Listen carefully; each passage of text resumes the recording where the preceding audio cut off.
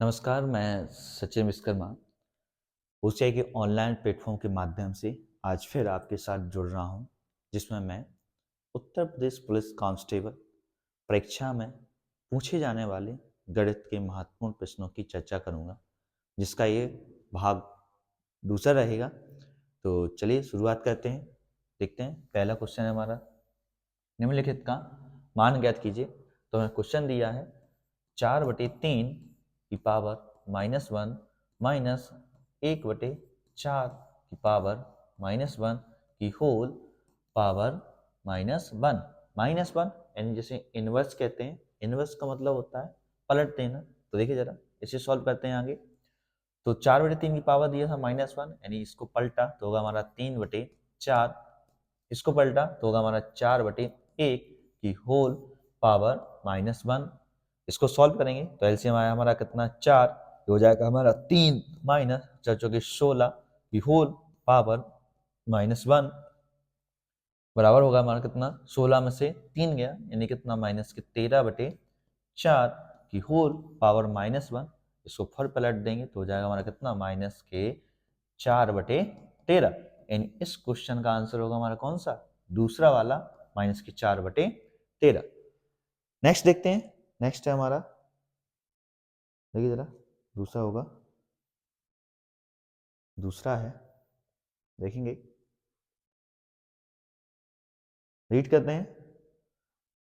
कृष्ण ने कुछ वस्तुएं 10 रुपए प्रति वस्तु की दर से खरीदी, उतनी ही 14 रुपए प्रति वस्तु की दर से भी खरीद ली। बाद में कृष्ण ने दोनों को मिला दिया और सभी को 13 रुपए प्रति वस्तु की दर से बेचा। तदनुसार कृष्ण को कितने प्रतिशत लाभ या हानि हुई, बताना है। तो देखिए जरा, सॉल्व करते समय एक साइड लिखते हैं हम इसमें मात्रा, एक साइड लिखते हैं रुपए। रुपए माना उसने एक्स वस्तुएं ली, कितने के भाव से, 10 रुपए प्रति वस्तु के भाव से। तो देखिए जरा, एक्स वस्तुएं ली 10 के भाव से, उतनी ही वस्तुएं यानी एक्स ही वस्तुएं ली उसने, कितने के भाव से, 14 के भाव से। यानी उतनी ही मात्रा ली उसने कितने के भाव से, 14 के भाव से। यानी एक्स ही वस्तु ली उसने 14 के भाव से, यानी कुल कितनी वस्तुएं ली, एक्स और एक्स, 2x वस्तुएं ली, कितने के भाव से, कितने रुपए में, 10 और 14, 24 रुपए में ली। अब उतनी ही वस्तुएं उसने बेचनी 13 के भाव से, यानी हमारे पास वस्तुएं अभी कितनी हो गई, 2 हो गई, और 13 के भाव से बेचा, यानी 2x वस्तुएं 13 के भाव से, यानी 13 इंटू 2 से बेचा, यानी कितने में बेचा, 26 रुपए में बेचा। तो देखिए, बताना है लाभ है हानि। तो लाभ, लाभ होता है हमारा जब हमारा विक्रय बड़ा हो, यानी विक्रय माइनस क्रय, लाभ होता है। और हानि होती है हमारा जब हमारा क्रय बड़ा हो, यानी आपने किसी रेट पर ली है, उससे कम में उसे बेच दी, तो क्या होगा, हानि। यानी क्रय माइनस विक्रय। तो यहां देखा हमने, शुरुआत में उसने एक्स और एक्स दो वस्तुएं ली थी 24 रुपए में, यानी हो गया हमारा उसका क्या, क्रय। और 2 ही एक्स वस्तुएं उसने बेचनी कितने में, 26 रुपए में, यानी हो गया हमारा क्या, विक्रय। यानी यहां हमने देखा विक्रय बड़ा है तो हमारा होगा लाभ। और हमें बताना है लाभ प्रतिशत। तो देखिए जरा कैसे होगा लाभ प्रतिशत, यानी विक्रय माइनस क्रय बटे क्रय इंटू 100। 100 इसलिए क्योंकि हमें प्रतिशत बताना है। देखिए जरा, विक्रय, विक्रय कितना है हमारा, 26, क्रय है, क्रय हमारा कितना, 24 बटे क्रय 24 इंटू 100। तो ये हो जाएगा हमारा कितना, 26 में से 24 गया यानी 2 बटे 24, यानी 2 से कितनी बार, 12 बार, यानी हो गया हमारा कितना, 100 बटे 12। 4 से काटा, 4 से 25 बार, 4 से काटा, 4 से 3 बार, यानी 25 बटे 3, आगे बाहर दिया तो होगा हमारा कितना, 8 24, यानी 8 सही 1/3 प्रतिशत। और क्या हुआ हमारा लाभ, क्यों, क्योंकि हमारा इसमें क्या, विक्रय बढ़ा था, यानी इसका, इस क्वेश्चन का आंसर क्या होगा हमारा, 8 सही 1/3 प्रतिशत लाभ। नेक्स्ट देखेंगे, नेक्स्ट है, देखिए जरा, नेक्स्ट है, तीसरा है, देखेंगे। देखिए इस तरह से होगा। रीड करते हैं। किसी टोकरी में रखे गए फूल प्रत्येक अगले मिनट में 2 गुने हो जाते हैं और 30 मिनट में टोकरी पूर्ण रूप से भर जाती है। तो बताइए कि टोकरी का 1/4 भाग यानी 1/4 भाग फूलों से कितने मिनट में भरा होगा। तो देखिए जरा किस तरह से।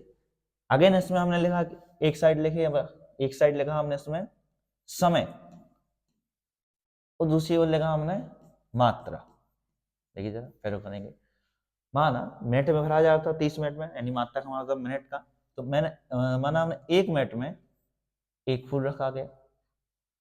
अगले 1 मिनट में क्या हो जाता है, प्रत्येक मिनट में दुगना हो जाता है। तो अगले मिनट में क्या हो जाएगा, एक तो पहले था, एक और हो जाएगा यानी 2 हो जाएंगे।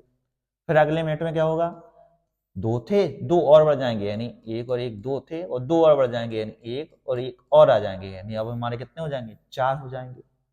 फिर अगले मिनट में देखते हैं तो ये हमारे पास कितने थे, 4 थे, अब कितने हो जाएंगे, 8। तो किस तरह से 1 1 1 1 4 थे, 4 और क्योंकि दुगने हो रहे थे तो 1 1 1 और 1, ये हमारे कितने हो गए, 8 हो गए। यानी हर मिनट में दुगने हो रहे। तो हमने देखा है यहाँ 30 मिनट में टोकरी पूर्ण रूप से भर जाती है। तो 1/4 भाग फूलों से कब भरा होगा। तो देखिए जरा, माना हमने 30 मिनट में टोकरी कितना फुल भर गई, पूर्ण, ये हो गया हमारा पूर्ण भर गई। तो इससे 29वें मिनट पर क्या होगा, इससे आधा, तो ये 8 है, ये कितने हो गए, 4, यानी ये कितना हो गया, आधा। आधा कब भरेगी, 29वें मिनट पर। और उससे भी आधा यानी ये पूर्ण यानी 1, आधा यानी 1/2, और उसका भी आधा यानी 1/4 कब भरेंगे, 28 मिनट में। ये 4 थे, उसका भी आधा हो गया, कितना, 2 हो गया। और कौन से मिनट पर, एक मिनट बाद हो रहा था, पीछे से क्या नाम है, तो 30 फिर 29 फिर 28, 28वें मिनट पर टोकरी का कौन सा हिस्सा भरा जाएगा, 1/4। यानी इस क्वेश्चन का क्या होगा आंसर, 28 होगा। यानी 28 मिनट में टोकरी कितनी हो जाएगी, टोकरी का कितना हिस्सा भरा जाएगा, 1/4 भरा जाएगा। नेक्स्ट देखेंगे। नेक्स्ट है हमारा, देखिए जरा, नेक्स्ट है 14 है। देखिए, 3 साझेदार रमेश, महेश तथा श्याम में एक व्यापार का लाभ इस प्रकार बांटा जाता है कि रमेश के भाग का 4 गुना, महेश के भाग का 6 गुना तथा श्याम के भाग का 11 गुना बराबर है। तीनों को मिलने वाली लाभ की राशियों का अनुपात रमेश, महेश, श्याम क्या होगा। तो देखिए जरा, निवेश का अनुपात ही लाभ का अनुपात होता है, यानी जिस अनुपात में आप निवेश करेंगे वही क्या होगा, लाभ। यानी देखिए जरा, निवेशी क्या होता है, निवेश का अनुपात या निवेशी क्या होता है हमारा, लाभ होता है। तो देखेंगे 3 लोग थे, कौन कौन से, रमेश, रमेश, महेश, महेश और श्याम, श्याम। कह रहे हैं देखिए जरा, रमेश के भाग का 4 गुना, यानी रमेश यानी आर के भाग का 4 गुना, महेश के भाग का 6 गुना, महेश के भाग का 6 गुना, और श्याम के भाग का 11 गुना बराबर हैं, और श्याम के भाग का 11 गुना, सभी बराबर हैं, सभी बराबर हैं। तो हमें तो बताना है इनका लाभ का अनुपात। तो हमने लिया 4 6 11 का एलसीएम। तो एलसीएम क्या होगा, देखिए जरा किस तरह से, सीधा एलसीएम होगा हमारा कितना, 4 6 11 का एलसीएम हो जाएगा हमारा कितना, ये हो जाएगा हमारा कितना, 12 इंटू 11 यानी होगा हमारा 132। इन सब का एलसीएम कितना होगा, इन सब का होगा एलसीएम 132। एलसीएम से दिया भाग, तो रमेश 132 में भाग दिया 4 से, तो 4 से कितनी बार कटा, 4 3 12, 4 3 12, अनुपात महेश से, यानी महेश का 6 गुना, 6 से इसमें भाग दिया तो m बटे कितना, 6 दूनी 12 और 6 दूनी 12, अनुपात श्याम, श्याम यानी कितना, 11, 11 से दिया हमने भाग तो कितना, श्याम बटे कितना, 11 से भाग दिया तो 11 एकम 11 और 11 दूनी 22। यानी रमेश ने 33 निवेश किया था तो उसे लाभ कितना होगा, 33। महेश ने 22 निवेश किया था तो उसका लाभ होगा 22। श्याम ने 12 निवेश किया था तो उसका लाभ कितना होगा 12, यानी इसका इनका लाभ का अनुपात कितना होगा 33 अनुपात 22 अनुपात 12, यानी इस क्वेश्चन का आंसर होगा हमारा कौन सा, इस क्वेश्चन का आंसर होगा हमारा चौथा।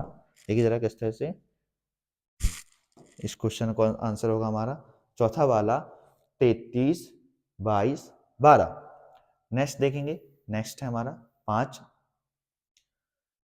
किसी राशि पर 5% प्रति वर्ष पर 2 वर्ष के चक्रवृद्धि ब्याज और साधारण ब्याज के बीच अंतर 41 रुपए है, तो राशि कितनी है। तो देखिए जरा, दो तरीके से होता है इस सवाल, या तो आप फॉर्मूला लगा दें या फिर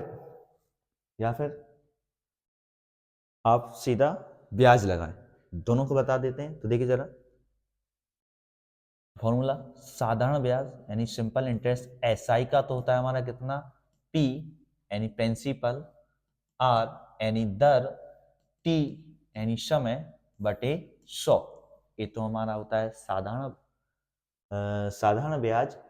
और चक्रवृद्धि ब्याज क्या होता है, चक्रवृद्धि ब्याज, तो चक्रवृद्धि ब्याज निकलता है हमारा जिसमें होता है ए मिश्रधन बराबर होता है हमारा पी प्रिंसिपल 100 प्लस आर बटे 100 की पावर एन, जिसमें देखिए जरा ए अमाउंट यानी मिश्रधन, पी प्रिंसिपल, आर रेट यानी दर, एन होता है हमारा समय। लेकिन हमें तो चक्रवृद्धि ब्याज निकालना, तो देखिए जरा मिश्रधन क्या होता है, मिश्रधन होता है हमारा मूलधन प्लस ब्याज, यानी मूलधन हमारा इसमें क्या है पी है। तो देखिए जरा चक्रवृद्धि ब्याज यानी कंपाउंड इंटरेस्ट प्लस पी, जिसे हम क्या कहते हैं ए यानी अमाउंट, बराबर कितना होता है हमारा principal P into 100 plus R बटे 100 की पावर एन, एन यानी समय, यानी इसमें हमारा कंपाउंड इंटरेस्ट क्या होता है सी आई। तो इसको सॉल्व करने के लिए क्या करेंगे हम, सी आई बराबर पी उस साइड भेज देंगे, यानी पी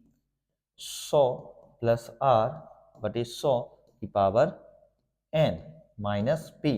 फिर इसको फर्दर सॉल्व करेंगे, तो इस मेथड से तो होता है हमारा ज्यादा लंबा, तो हम क्या करते हैं सीधा सीधा ब्याज निकालते हैं। तो ब्याज कैसे निकालते हैं, देखिए जरा इफेक्ट से निकालते हैं। हमने देखा साधारण ब्याज में तो ब्याज हमारा सेम ही चलता है, यानी जितना पहले महीने लगा था उतने दूसरा, जैसे ऐसे आगे बढ़ता है। तो हमने देखा 2 वर्ष का निकालना था, तो हमें दर दी थी, देखो आर दर का मान कितना दिया था 5%, आर दर का मान दिया था 5%, समय समय यानी टी का मान दिया था कितना 2 वर्ष, तो 5 की दर से 2 वर्ष का निकालेंगे हम क्या साधारण ब्याज, तो साधारण ब्याज कितना होगा, यानी ऐसा ही होगा, पहले वर्ष का 5 सीधा ब्याज लगाया हमने, दूसरे वर्ष का भी 5, यानी टोटल हुआ कितना 10।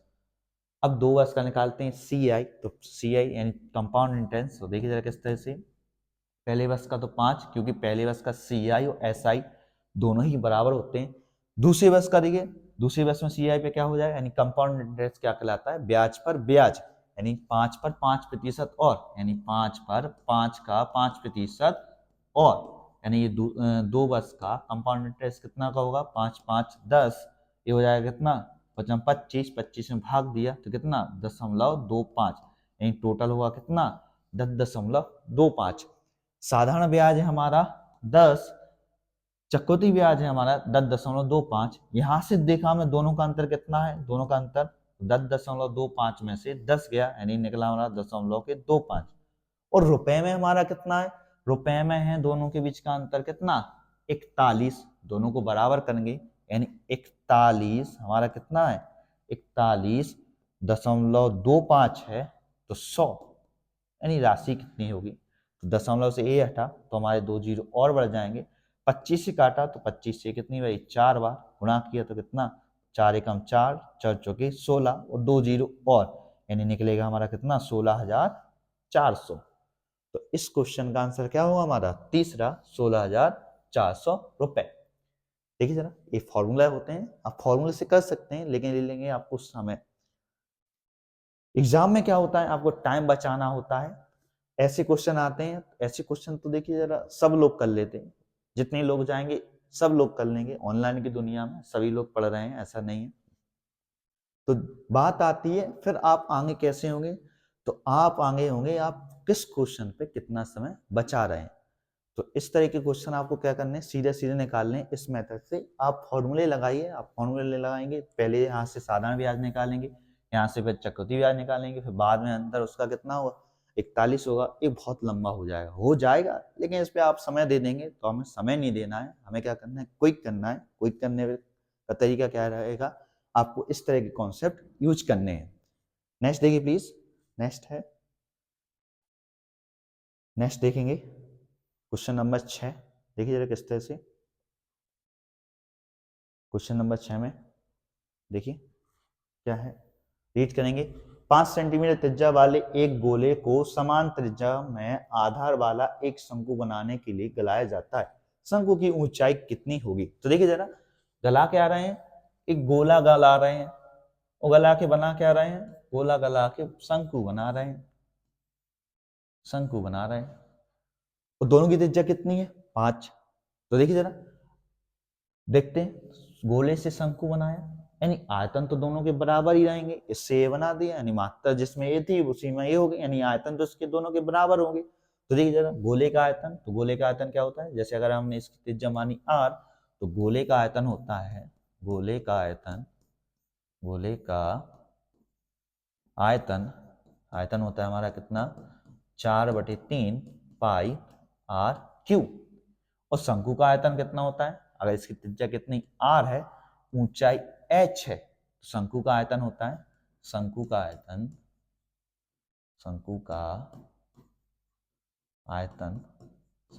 होता है हमारा 1/3 पाई r स्क्वायर इंटू h। लगाते हैं तो हमने देखा दोनों की त्रिज्या क्या है 5 सेंटीमीटर, समान त्रिज्या यानी 5 सेंटीमीटर गोले की और 5 सेंटीमीटर शंकु की। तो गोले का आयतन निकालेंगे, तो गोले का आयतन कितना हो जाएगा 4/3 पाई r क्यूब, यानी 5 इंटू 5 इंटू 5। अब इसी को गलाया यानी शंकु बनाया, और शंकु का आयतन कितना 1/3 पाई, त्रिज्या का मान कितना दिया 5 इंटू 5, ऊंचाई h हमें निकालनी है, तो ऊंचाई लिख दिया हमें सीधा h। सॉल्व करेंगे तो देखिए जरा, π/3 से π/3 ए गया, 1 5 से 1 5, 1 5 से 1 5, यानी बच्चा हमारा कितना 5 के 20 बराबर कितना निकला h, यानी ऊंचाई क्या होगी हमारी, ऊंचाई होगी 20 सेंटीमीटर। यानी इस क्वेश्चन का आंसर क्या होगा 20 सेंटीमीटर शंकु की ऊंचाई। नेक्स्ट देखते हैं, नेक्स्ट है हमारा, देखिए ना, नेक्स्ट है 7।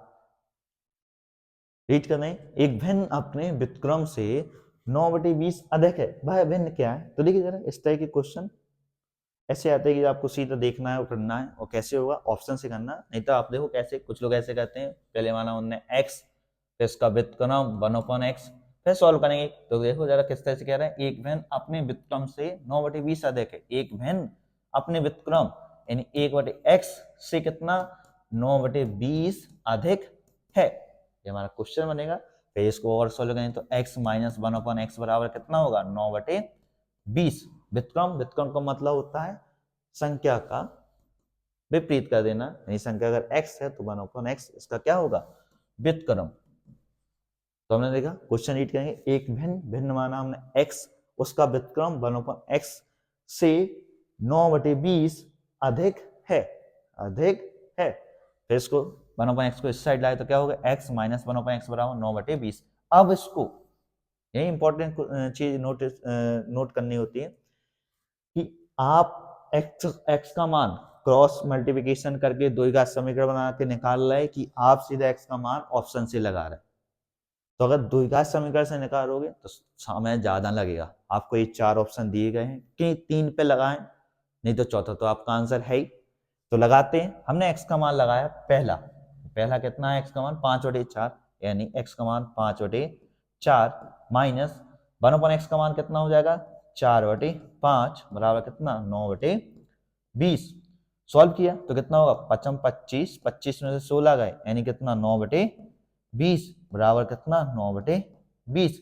दोनों के मान ही बराबर आए हैं, यानी x का मान कितना होगा 5/4। अगर ये नहीं होता दूसरा चेक करते, दूसरा भी नहीं होता तीसरा चेक करते, और तीसरा भी नहीं होता तो चौथा चेक करने की आवश्यकता नहीं है, सीधा का सीधा आंसर चौथा होता।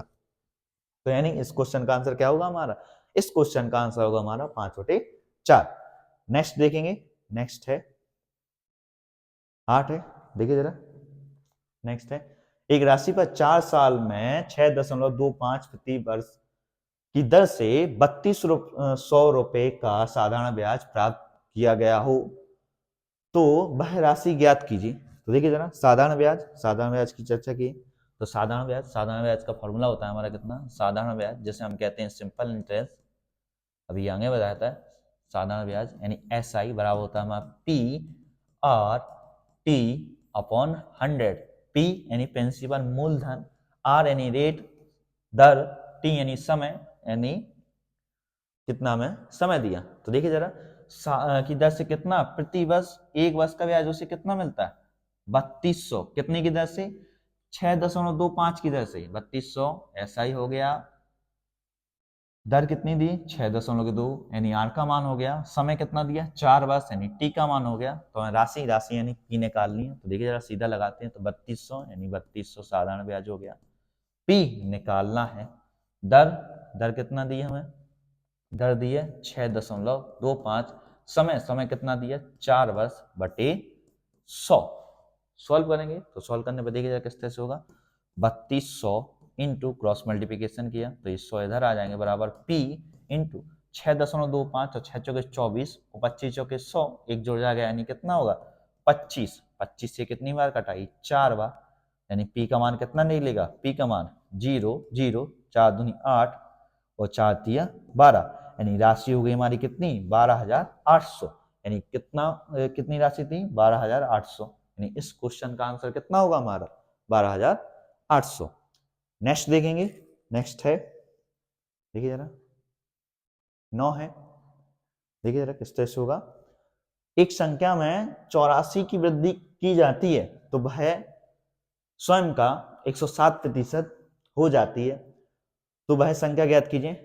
सीधा जो कह रहे हैं वही करना है आपको। माना संख्या, देखिए जरा, माना संख्या x है, तो माना संख्या x है, x में कितने की वृद्धि करना है 84 की, तो x प्लस के 84 लिखा तो ये कितना हो जाती है स्वयं की 107%, यानी x जो अपने आप में कितना, अगर 100 है तो 107 हो जाती है, 107% हो जाती है। देखिए जरा, जब कोई संख्या x में 84 की वृद्धि की जाती है तो स्वयं यानी x का 107% बढ़ जाती है, यानी x अगर 100 थी तो कितना 107 हो जाएगी। सॉल्व करेंगे तो देखिए जरा किस तरह से, 84 यहीं क्या रहने दिया, x उस साइड ले गए, यानी 107x बटे 100 में से कितना घटा दिया, x घटा दिया। आगे सॉल्व करेंगे, 84 बराबर कितना होगा 107 में से 100 गए, यानी कितना 7x बटे 100, 7 से कितना एक बार कटाई 12 बार, यानी x का मान कितना निकला हमारा 1200। या फिर सीधा तरीका क्या है, ऑप्शन उठाओ। ऑप्शन में क्या करना है आपको, कितनी बड़ी, हाँ देखिए जो प्रतिशत लगाओ, प्रतिशत का मतलब होता है अपने आप में 100 फिर उससे अधिक, तो दोनों का हमने अंतर किया और अंतर से इसमें भाग दिया तो कितनी बार गया 12 से, यानी सीधा आएगा कितना हमारा 1200। नेक्स्ट देखेंगे, नेक्स्ट है देखिए जरा क्वेश्चन नंबर 10, देखिए जरा किस तरह से होगा। एक परीक्षा में 40 छात्रों के औसत अंक 25 थे, बाद में है पाया गया कि एक छात्र के अंक गलत रूप से 37 के स्थान पर 73 के रूप में दर्ज किए गए हैं, सही औसत का मान ज्ञात कीजिए। तो देखिए जरा, औसत की बात करेंगे तो हमारा फॉर्मूला होता है औसत बराबर होता है योगफल बटे संख्या। औसत का फॉर्मूला होता है हमारा कितना, औसत बराबर योगफल बटे संख्या। तो हमें दी थी कितने 40 छात्र, उनका औसत 25, तो हम निकालेंगे यहां से योगफल, और योगफल बराबर योगफल कर देंगे। तो देखिए जरा किस तरह से होगा, कितने छात्र थे 40 और उनका औसत कितना था 25, औसत के नीचे लाइन खींचेंगे कि संख्या औसत सीधा, तो संख्या औसत क्या निकला हमारा, संख्या औसत, दोनों का गुणा किया तो क्या निकला, योगफल, यानी योगफल बराबर योगफल कर रहे हैं। फिर देखो क्या कह रहे हैं, एक छात्र के अंक 37 के स्थान पर 73 हो गए, यानी अगर सही है, यानी जो अंक सही थे तो उसे हम प्लस से प्रेजेंट करते हैं, और जो गलत थे यानी 73 गलत हो गए थे उसे हम माइनस से प्रेजेंट करते हैं। तो देखिए जरा, जब 40 छात्रों का औसत 25 है, उसमें सही 37 अंक थे एक के, लेकिन उसकी गलती से कितने हो गए, 73 हो गए, जिससे कुछ अंतर आगे पीछे हुआ होगा, तो जिससे क्या हो गया, 40 छात्रों का औसत क्या होगा, देखिए तो औसत क्या हो गया, तो 40 छात्रों का औसत ए क्या होगा, बताना है कि जब उसके कम से ज्यादा हो गया, ज्यादा से कम हो गया, तो उसके औसत पर क्या फर्क पड़ा 40 छात्रों की। सॉल्व करेंगे तो सॉल्व किया तो 0, 25 चौके 100, यानी कितना हो गया 1000। अब 73 में से 37 गए तो 37 दूनी 34, यानी कितना बचा हमारा माइनस का 36 बराबर कितना 40 इंटू ए। 1000 में से 36 गए तो 964 बराबर कितना 40 ए। 4 से भाग दिया तो 4 दूनी 8, 4 चौके कितनी बार होगा, कितना 4 चौके 16, तो 4 एकम 4, और एक का एक जीरो का यानी दशमलव होगा, यानी एक का मान कितना निकला, औसत अब होगा कितना 24.1, और पहले औसत कितना था 25, यानी अब औसत होगा हमारा कितना, दूसरा आंसर होगा 24.1। नेक्स्ट देखते हैं, नेक्स्ट है, देखिए नेक्स्ट किस तरह से होगा, एम एन से 3 गुना अच्छा कारीगर है और एक साथ मिलकर वे 30 दिन में किसी काम का एक भाग पूरा करते हैं, एम अकेले कितने दिनों में उस काम को पूरा करेगा। तो देखिए जरा, अबे हाँ एक और कॉन्सेप्ट लगता है, कितना क्षमता बराबर होता है 1/कार, कार ही। तो देखिए जरा किस तरह से, एम एन से 3 गुना अच्छा कार्य करे, तो हमने लिखा है इधर, इधर लिखा हमने एम एन 3 गुना कार्य अच्छा है, यानी इनकी क्या दी क्षमता, देखिए जरा क्या एम एन से 3 गुना, अगर एन उस एक्स क्षमता से करता है तो एम कितने से करता है, उसे 3 गुना यानी 3x से करता है। अब देखिए जरा, क्षमता बड़ा होता है हमारा 1/कार, या इसको कहते हैं सीधा समय, यानी कितना समय लिया। अगर कोई कारीगर अच्छा है तो कम समय लेगा, और कोई कारीगर अगर कुछ कम अच्छा है, कोई बेकार है तो ज्यादा समय लेगा, यानी क्षमता बराबर होता है हमारा क्या 1/समय, समय होता है, कार की जगह समय होता है। तो देखिए जरा, क्षमता थी एन की मानी हमने एक्स, इससे 3 गुना अच्छा कौन है, एन से 3 गुना अच्छा एम है, यानी 3x है, तो समय कितना लगेगा एन में, समय देखिए जरा, समय पलट जाएगा, यानी एम को लगेगा x समय और एन को लगेगा 3x समय। और फिर ये क्या कह रहे हैं, एक साथ मिलकर अगर कार्य करें तो उसे 30 दिन में करते हैं। तो देखिए जरा, जब दो लोग, अगर हमारे दो लोग हैं ए और बी, और दोनों मिलकर काम एक साथ करें तो होता है हमारा कितना a इंटू बी बटे ए प्लस के बी, दो लोगों का कार्य, दो लोगों का कार्य। तो देखिए जरा किस तरह से होगा, तो हमारे पास दोनों लोग ए हैं, उनकी समय कितना इतना दिया, तो दोनों का लगाते हैं इसमें, तो कितना होगा x इंटू 3x बटे एक्स प्लस के 3x, और दोनों मिलकर कितने समय में कर रहे थे, 30 दिन में कर रहे थे। तो आगे सॉल्व करेंगे तो ए हो जाएगा x इंटू 3x बटे कितना 3x इंटू एक्स, यानी 4x बराबर कितना 30, तो 3 से कितनी बार 10 बार, x से x बार, यानी x का मान निकला कितना, गुणा हो जाएगा 40।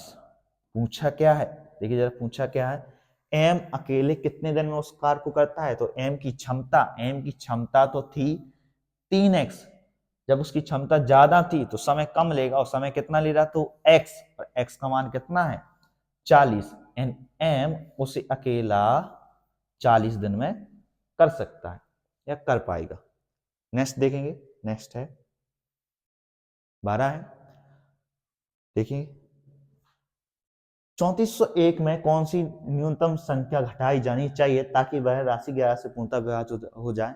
11 12 या विभाजन के क्वेश्चन में इनके स्पेशल रूल भी होते हैं, कि जैसे 11 का रूल क्या होता है, अगर ये सीरीज दी है A B C D E इस तरह से सीरीज दी है, तो अल्टरनेट यानी एक को छोड़ने के बाद एक का योग, यानी अगर ए अल्टर एक को छोड़ा, बी को छोड़ा तो कितना सी, और फिर डी को छोड़ा तो ई, इन सब का योग, और फिर बी डी जिनको छोड़ा उनका, जैसे बी प्लस डी इनका योग का अंतर या तो वो 11 से विभाजित होना चाहिए या फिर अंतर क्या होना चाहिए 0। तो ये कैसे विभाजित होगा, 11 से विभाज्य होगा। ये होता है 11 की विभाजकता का नियम।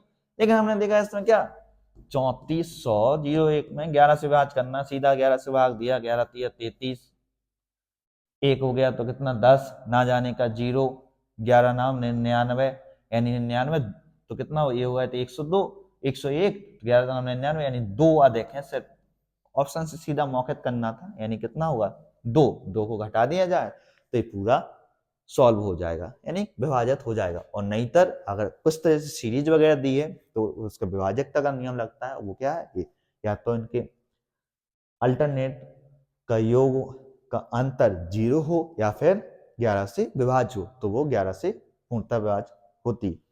नेक्स्ट देखेंगे, नेक्स्ट है क्वेश्चन नंबर 13। देखिए जरा किस तरह से होगा। 13 है, एक पिता ने अपने पुत्र के जन्म दिवस पर कुछ लड़के व लड़कियों को बुलाया। लड़कों की संख्या लड़कियों से 2 कम थी।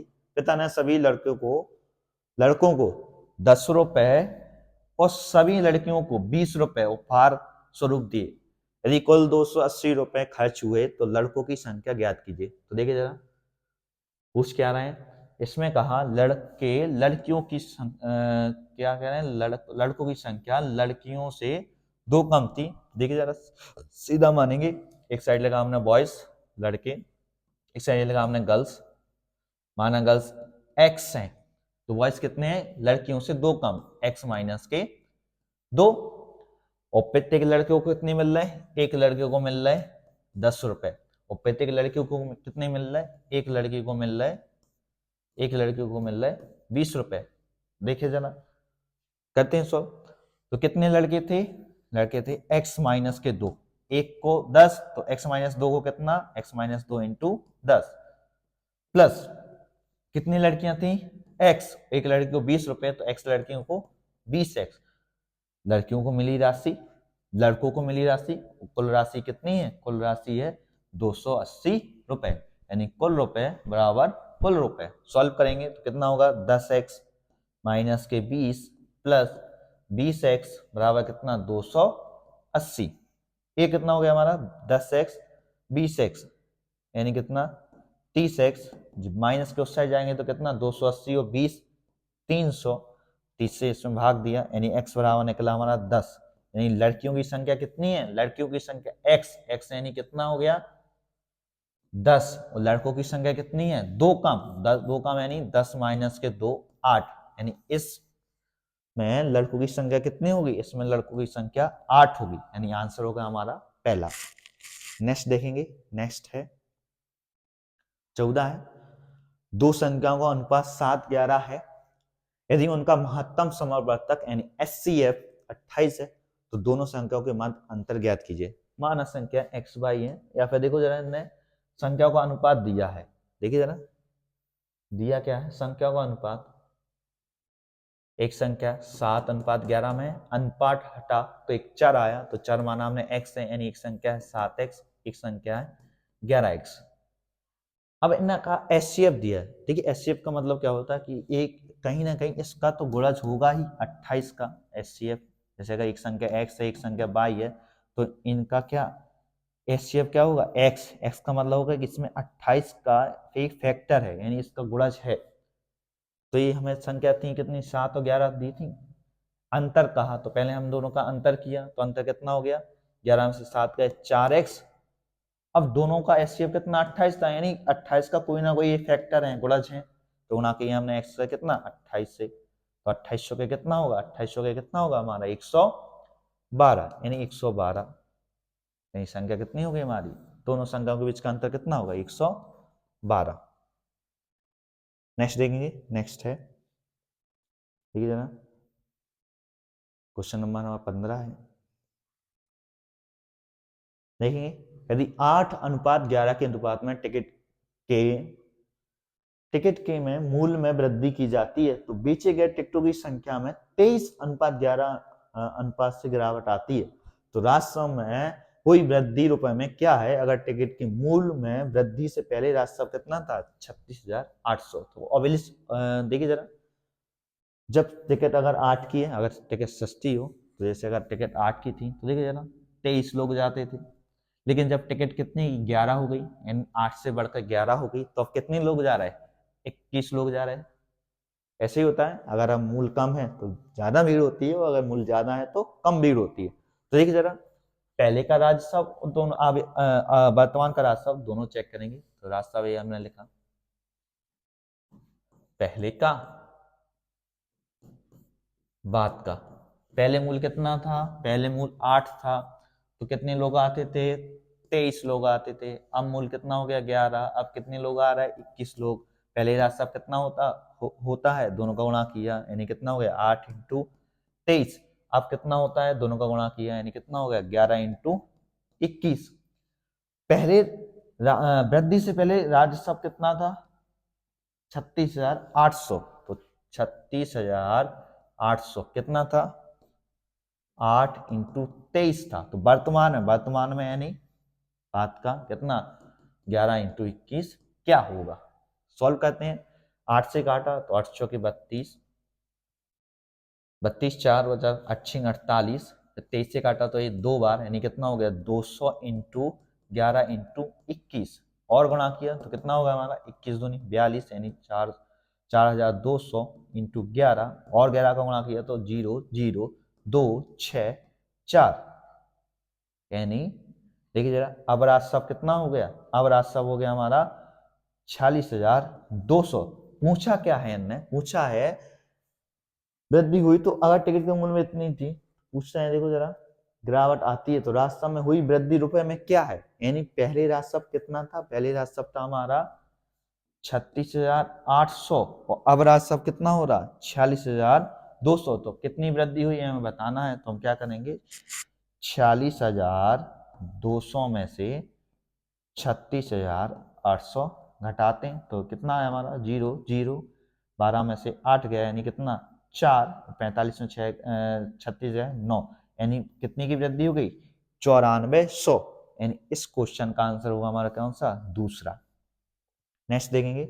नेक्स्ट है 16 है। देखिए जरा, बहुत ही इंपॉर्टेंट क्वेश्चन है। इंपॉर्टेंट ऐसा है कि कंफ्यूज होते हैं लोग बाग के कैसे होगा, ज्यादा सोच लेते हैं। देखिए जरा किस तरह से होगा, रीड करेंगे। 16 था, ताजे अंगूर में 80% पानी, सूखे अंगूर में 10% पानी रहता है। यदि सूखे अंगूर का वजन 250 किलोग्राम है, जब यह ताजा था तो उसका कुल वजन कितना था? तो देखिए जरा, माना हमने एक साइड लिखा ताजा अंगूर, एक साइड लिखा सूखा।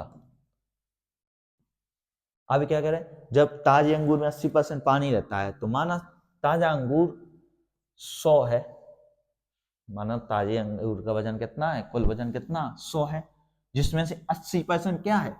पानी है। तो ताजे में जो अपने आप में 100 है, इसमें 80% पानी है, यानी 100 का 80% कितना होगा? 80/100, यानी 80 है। 100 से 100 गया तो 80 क्या है? पानी है। तो शेष 100 में से अगर 80 पानी है तो क्या 100 में से 80 अगर पानी हो गया तो 20 शेष क्या होगा? शेष क्या होगा? सूखा। शेष क्या होगा? सूखा। फिर क्या कह रहे हैं देखो, सूखे अंगूर में 10% पानी है तो सूखा। सूखे अंगूर को भी हमने क्या मान लिया? सूखे अंगूर को भी हमने अपने आप में 100 माना, जिसमें से कितना? 10% पानी है, यानी 10% पानी है, पानी है। तो शेष 90 क्या होगा? और सूखा। शेष क्या होगा? सूखा। शेष 90 सूखा हुआ। फिर आगे क्या कह रहे हैं? यदि सूखे अंगूर का वजन कितना है? 250 ग्राम है, तो सूखा अंगूर कितना था? 250 ग्राम। इसकी मात्रा कितनी दी थी हमें? 250। 250 कितना है अपने आप में? 100 है, 100 माना था। तो उसमें सूखा अंगूर 90 क्या होगा? ये हम निकाल ले रहे हैं। तो एक जीरो से एक जीरो, एक जीरो से एक जीरो, यानी 25 नंबर कितना? 225। अब हमें तो निकालना है उसका कुल वजन। कुल वजन तो हमारा था कि जब ताजा था, ताजा कितना था 100 था, तो 100 में सूखा कितना था 20, और सूखे में सूखा कितना था 25, तो सूखा सूखा दोनों को मिला है तो कितना हो गया हमारा 225, कितना है 20 है, तो कुल 100 क्या होगा जब ये ताजा था, तो इससे कितनी बारी 5 बार, यानी 225 पंचे कितना 1125, यानी इसका वजन कितना था 1125 किलोग्राम। इस क्वेश्चन का क्या होगा आंसर 1125 किलोग्राम। नेक्स्ट देंगे, नेक्स्ट है 17 है, देखिए जरा। 4 किलोमीटर प्रति घंटे की दर से चलते हुए एक व्यक्ति 3 घंटे 45 मिनट तक कुछ दूरी चलता है। यदि वही व्यक्ति साइकिल चलाकर 16.5 किलोमीटर प्रति घंटे की गति से उतनी ही दूरी तय करे तो उसे उतनी दूरी तय करने में कितना समय लगेगा। तो देखिए जरा, हमने देखा फॉर्मूला होता है हमारा क्या, समय बराबर दूरी बटे चाल। वही दूरी, देखिए जरा, पहले कितना चाल थी, पहले 4 किलोमीटर, उस समय कितना लगता था, समय लगता था उसे 3 घंटे 45 मिनट। हमने देखा आंसर मिनट में है, इसको बदल ले रहे हैं, जैसे समय लगता था 3 घंटा 45 मिनट, ये समय लगता था उसे, समय सॉरी चाल समय क्या हो गया दूरी। अब उतनी ही दूरी यानी ए से में दूरी कितने की चाल से करता है चलता है वो 16.5, उतनी ही दूरी है ये दूरी 16.5 से चले तो कितना समय लगेगा 30 समय लगेगा। यानी यहां से हमने देखा समय दूरी का गुणा किया, समय चाल का गुणा किया तो दूरी, समय चाल का गुणा किया तो दूरी। अब दूरी बराबर है तो दूरी बराबर दूरी कर दिया। अब ये था 3 घंटा 45 मिनट, 3 घंटा यानी कितना 1 घंटे में 60 मिनट, 3 घंटे में कितना 180 मिनट, प्लस 45 मिनट और लगाते हैं तो 4 की चाल से कितना समय 180 45 225 मिनट। जब यही दूरी 16.5 से चले तो कितना समय 30 समय, दशमलव हटा तो एक जीरो और आया यानी 10 हो गया। सॉल्व करेंगे, 15 से काटा, 15 से कितनी बारी 15 बार, 15 15 225, और 15 से काटा ये तो कितना 15 एकम 15 और 15 एकम 15, यानी कितना हो जाएगा 15 चौकी 60 और 10 और यानी 600 बटे कितना 11 बराबर टी, और भाग दिया तो 11 कितना हो गया 11 5 55, कितना हो गया 40, 50 बजा 11 चौक 44.55, यानी कितना समय लगता है उसे 54.55 मिनट। यानी इस क्वेश्चन का आंसर क्या होगा हमारा दूसरा। नेक्स्ट देखेंगे, नेक्स्ट है 18 है, देखेंगे एक प्रकाशक ने एक पुस्तक की 2000 प्रतियां यानी कॉपी 70,000 की लागत पर छापी। उसने नमूना प्रतियों के रूप में 400 प्रतियां निःशुल्क बांट दी। उसने मुद्रित कीमत पर 30% छूट दी। हर पुस्तक पर मुद्रित कीमत 75 रुपए, मुद्रित कीमत मतलब उस पर कितना लिख दिया, प्रिंट कर दिया, प्रिंटिंग प्राइस। उसका लाभ है हानि प्रतिशत बताएं। तो देखिए जरा कितनी प्रतियां थी, करते हैं 2000 प्रतियां थी, कितने में कितनी आई उसकी लागत 70,000 लागत आई, यानी उसने खर्चा कितना कर दिया 70,000 कर दिया, यानी इसका क्या हो गया क्रय या लागत एक ही होता है, यानी उसका खर्च कितना हुआ 70,000 हुआ। अब इन 2000 प्रतियों में से 4000 तो उसने निःशुल्क बांट दी, 400 उसने क्या निःशुल्क बांट दी, शेष कितनी बची 2000 में से 400 चलेंगे 1600 बची। अब 1600 को देखो जरा किस तरह से बेचता है, उसने क्या किया मुद्दत कीमत पर 30% छूट दी, मुद्दत कीमत कितनी रखी 75, यानी एक पुस्तक की उसने कीमत रखी 75, लेकिन इस पर पहले 30% छूट दे दी, यानी 75 100 है तो 30% छूट 70 क्या होगा कम कर दिया। 25 से काटा, 25 से काटा कितना हो गया हमारा 25 से 3 25 से 4, यानी एक पुस्तक की कीमत कितनी रखी उसने 7 के 210 बटे 4, एक पुस्तक की कीमत नहीं रखी तो उसने 2000 में से 400 तो निःशुल्क दी, 1600 पुस्तकें कितने बेची होंगी तो एक की कीमत इतनी तो 1600 की कितनी गुणा किया हमने 1600 इंटू 210 बटे 4, 4 से कितनी बारी 400 बार और गुणा किया तो कितना होगा हमारा 0 0 0 3, फिर 4 एकम 4 4 दूनी 8, यानी उसने बेचा उसे कितना 84,000 में। यानी क्रय था उसका, क्रय था कितना, क्रय लागत थी 70,000, विक्रय कितना हो गया 84,000। ये हो गया क्या उसका विक्रय। तो लाभ कितना होगा उससे, लाभ होगा देखो जरा, लाभ हमें बताना प्रतिशत, तो विक्रय यानी 84,000 माइनस क्रय 70,000 बटे कितना क्रय 70,000 इंटू 100, लाभ प्रतिशत के लिए विक्रय माइनस क्रय बटे क्रय इंटू 100।